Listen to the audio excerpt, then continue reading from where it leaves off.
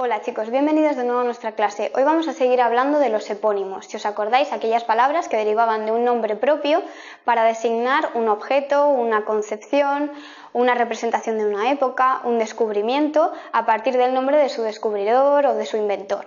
Bien, vamos a ver una pequeña tabla donde veremos los campos de producción más habituales de los epónimos.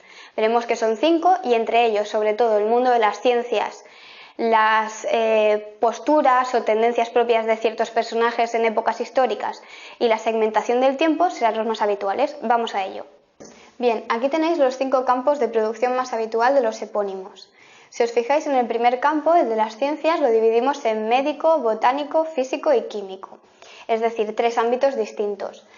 Por ejemplo, tendríamos síndrome de Asperger, que vendría del nombre propio del pediatra Hans Asperger, síndrome de Down, trompas de falopio. Por otro lado, tendríamos begonia. Este es un ejemplo muy claro de cómo podemos crear un epónimo no a partir del nombre del descubridor, sino que en esta ocasión el descubridor decide que para honrar a un personaje pone el nombre de este personaje en vez del suyo. En este caso, por ejemplo, en vez de tomar su propio nombre, Charles Plumier tomó el nombre del gobernador de aquella época de la excolonia francesa de Haití. En el caso de las unidades de medición también se dan muchas creaciones de epónimos. Fijaos, amperio, vatio, elementos químicos como el einstenio o procesos como la pasteurización. En cuanto a los movimientos o actitudes de ciertos personajes, fijaos que tendríamos históricos, legendarios, ficticios.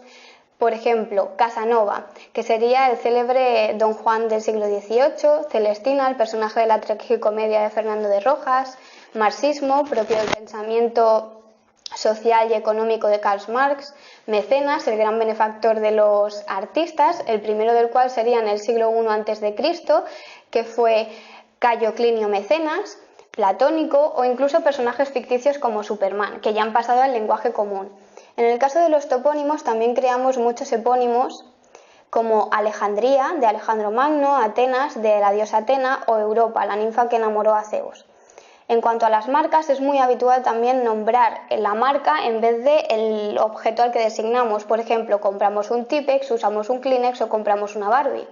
En cuanto a la segmentación del tiempo, como sabréis, los días de la semana, por ejemplo, están claramente tomados de los dioses griegos, que a su vez fueron tomados por el latín y por los dioses latinos, que son los mismos que los griegos, de tal manera que el lunes es el día de la luna, martes es el día de Marte, Mercurio es el nombre que tomamos para hacer el día del miércoles, y así hasta el sábado y el domingo, donde tenemos la influencia judio-cristiana, de tal manera que el sábado es el día del reposo judío y el domingo es el día del Señor.